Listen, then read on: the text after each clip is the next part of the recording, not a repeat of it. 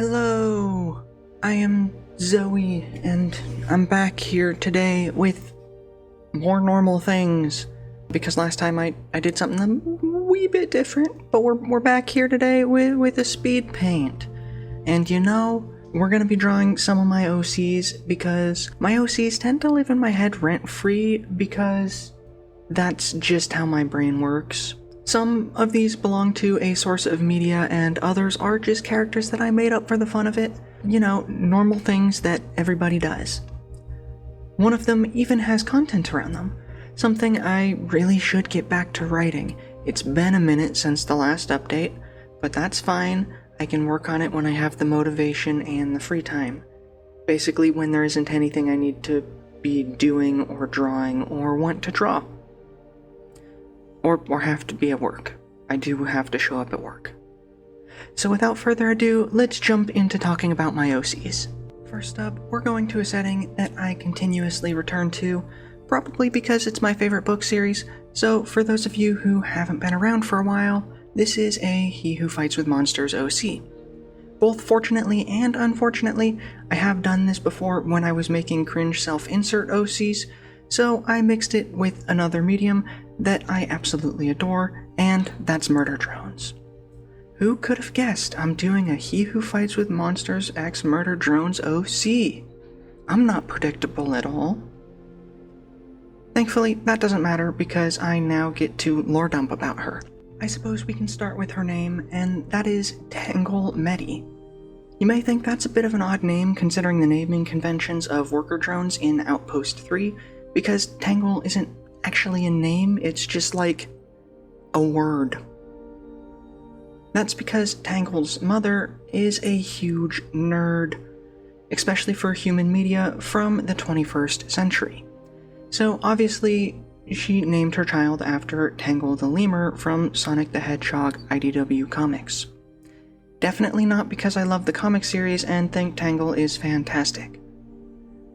To be frank, the reason I made Tangle's mother obsessed with 21st century media is so that way that I can have Tangle having been grown up off that and can make references to things that I like because she was raised on them and because I like them.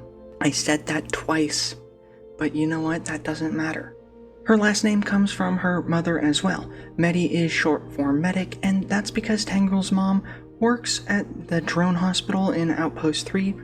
I'm making the assumption that they have one because they would need to get repairs somewhere. She also became quite famous after the disassembly drones appeared for her medical knowledge, hence the name Medi. It was a nickname for a medic. Tangle's father, on the other hand, isn't really anyone special. He works for the WDF and occasionally leaves the bunker to go on scavenging missions with a team. He always had the expectation that Tangle would follow in his footsteps and become a member of the WDF, specifically the scavenging team. Like many people who freshly graduate high school, Tangle was unsure about what she wanted to do with her life and felt pressured by her father to join. Because of this, she would find herself on a scavenging mission that went very poorly. Being discovered by a disassembly drone, the team attempted to retreat back to the bunker and mostly died in the process.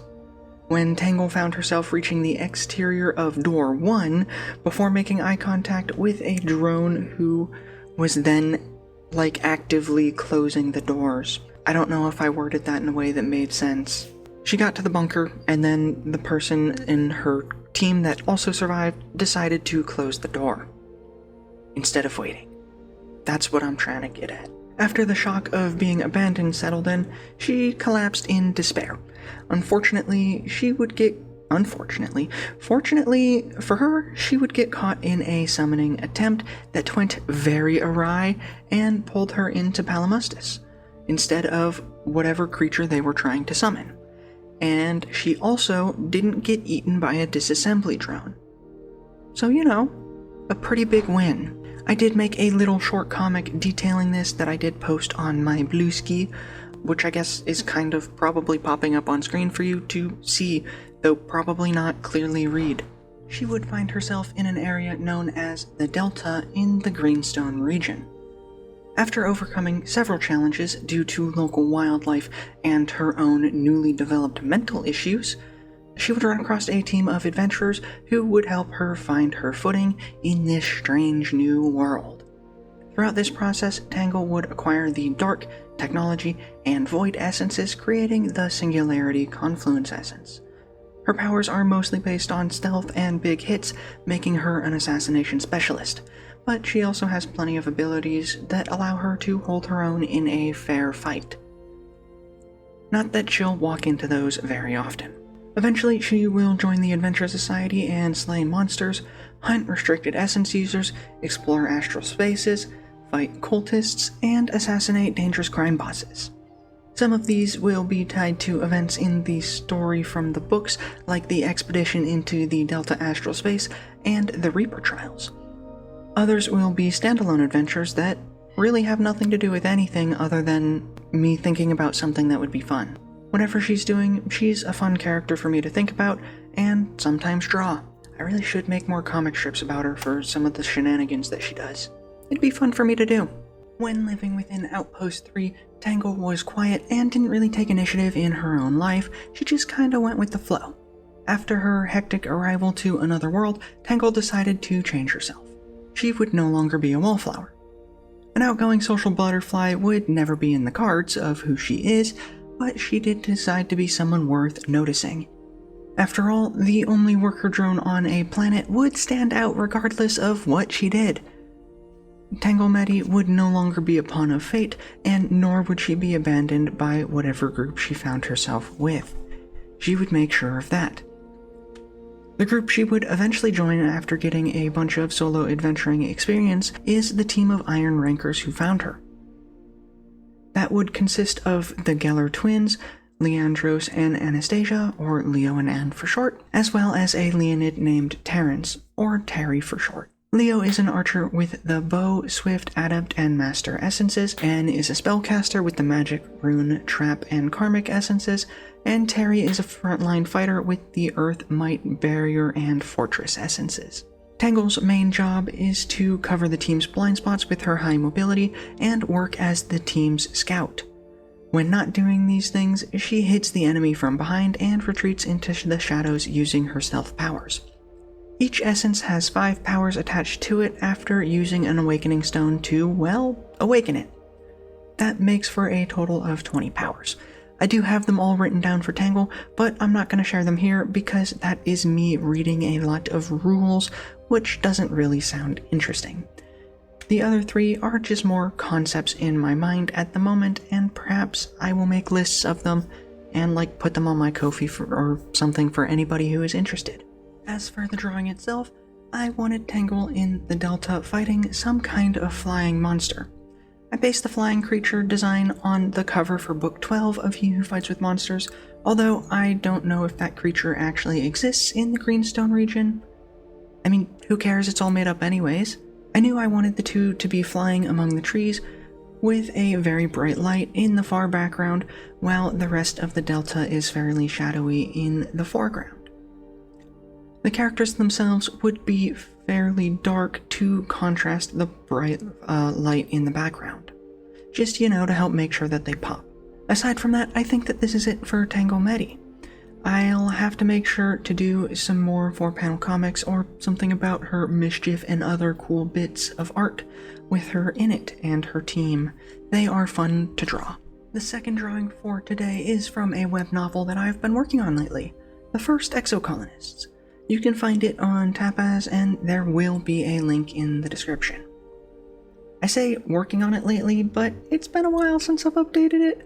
That's because I started writing it and putting down world building ideas kind of just as I went, and that's not really the best way to go about things, but sometimes that's how my brain works. I decided to share it because I'd gotten quite far before I realized I needed to think more about how I wanted the story to go and to plan things out.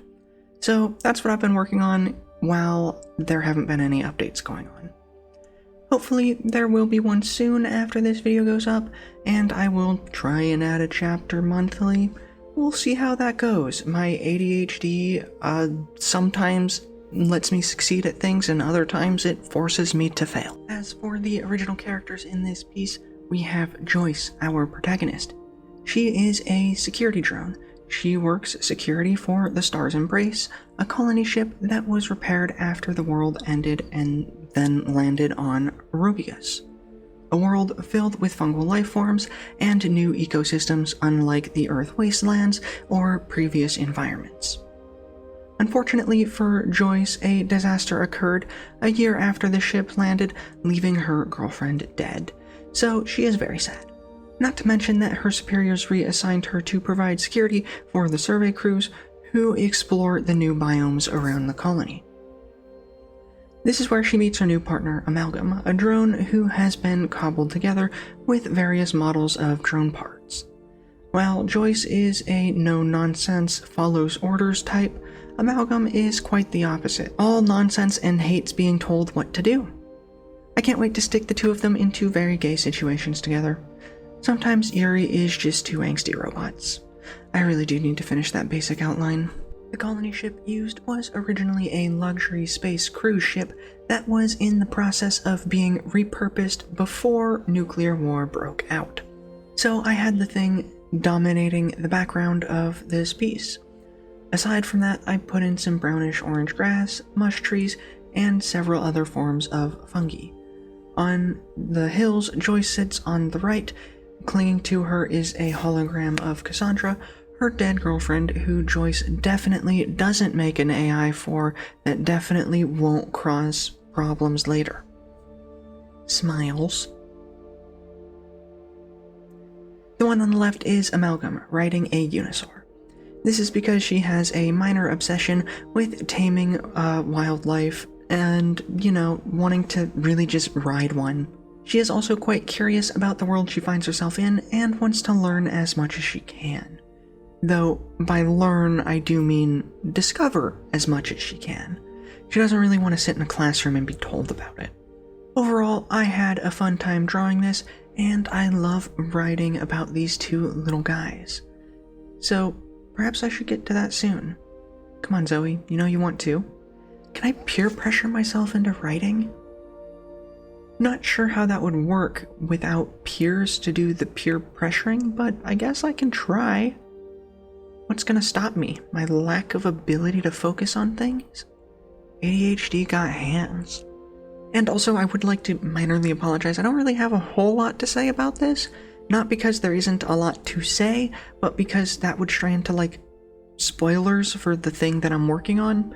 So, I'd rather just, let you read and find out. On to my next OC. This next one isn't actually from anything, not even a project I'm working on. Well, aside from the speed paint, I guess. I occasionally start thinking about character concepts for Dungeons & Dragons or other tabletop RPGs, and sometimes I just find one that I really like. The biggest problem is that there is no setting for her because she doesn't actually belong to a campaign. That makes the character development a smidge difficult because I have no context for any of the ideas I want to incorporate. So things need to be left vague in case I do wind up playing her in a campaign. For starters, her name is Orathius. I went with a name originating from ancient Greece because that's one of the two inspirations for her. Not all of ancient Greece, mind you. Specifically, I mean the Odyssey and Odysseus. And to get more specific, I mean Epic the Musical Concept Album. I basically play that while I'm at work nearly every day because I am obsessed with it. It is so good. I really want there to be an official an official musical to go with it someday. I really should watch some of the fan animated things that people have made for it one of these days. I think they're like storyboards? Whatever. I suppose it doesn't matter.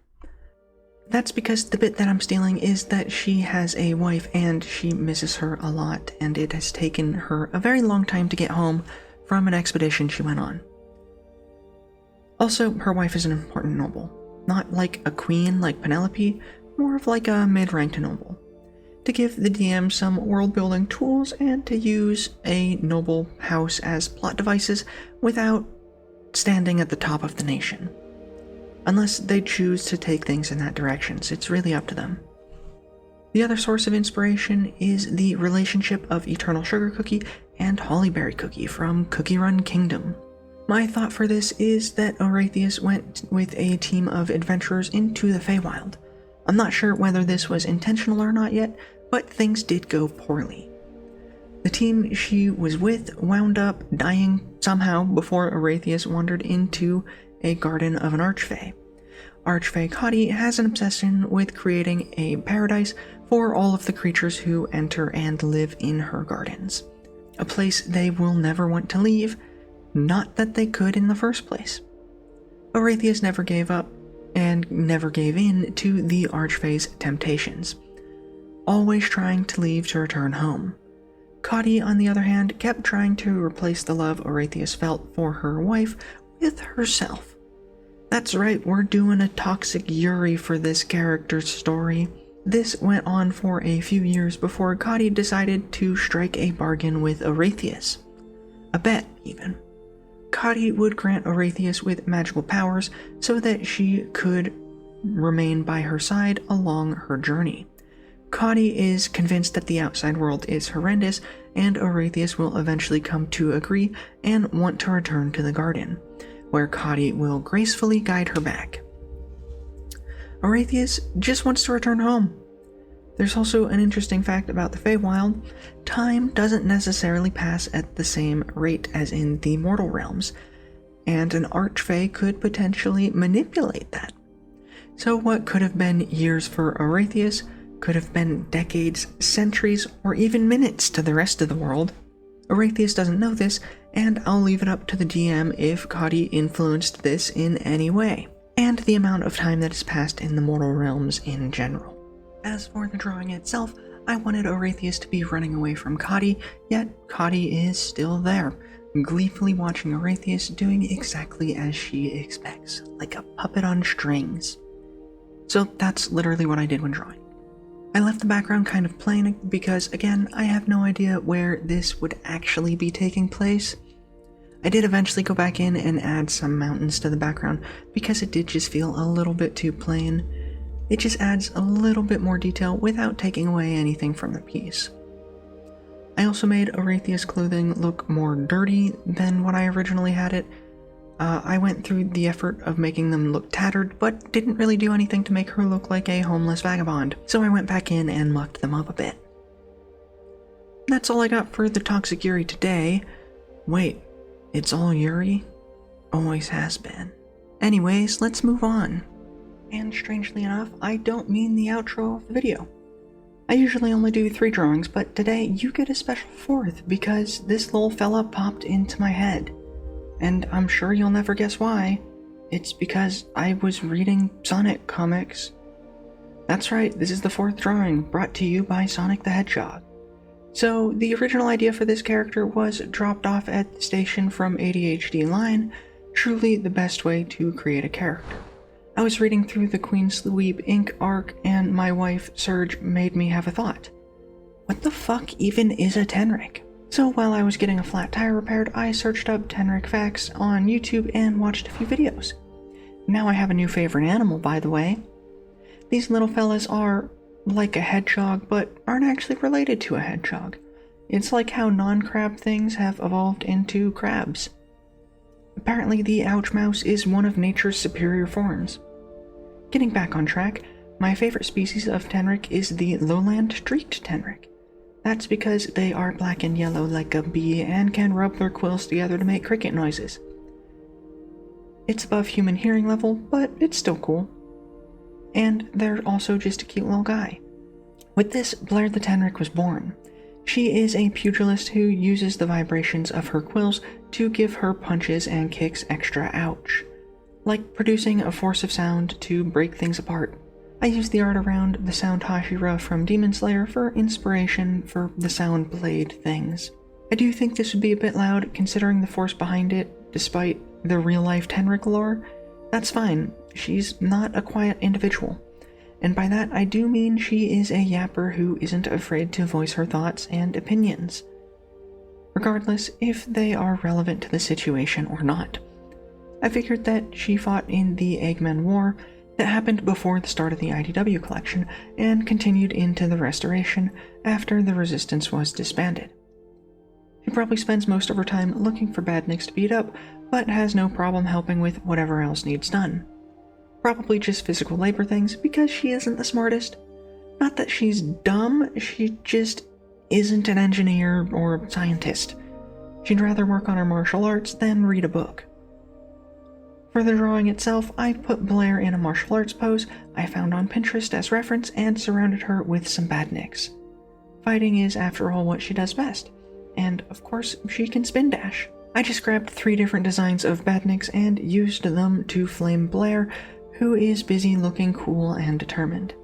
Instead of yellow, I made her aqua because I figured I don't need to follow the rules of nature considering the setting she's in. As a side note, Sega would rather make Amy green than put Surge in the Olympics. Truly a poor decision, despite knowing most people wouldn't know who Surge is. And would recognize Amy despite being green. Could we at least get a pink Surge then? And then make them kiss? I guess that's why AO3 exists. Alright, that's all we have time for this video. Thanks for listening to me yap about my OCs that occupy my thoughts 24/7. I truly really wanted to share them because this is what I'm like. If you want to read about Joyce and Amalgam, you can. The link is in the description. Also, if you want to see more art of my OCs, I will occasionally post them over on Blue Sky along with other art if you want to see more stuff from me. Speaking of seeing more stuff from me, if you want to see more speed paints, you can subscribe here and I will be posting more. If you enjoyed this video, go ahead and leave a like, and if you have anything you want to say, feel free to leave a comment down below. Thanks for watching. Bye!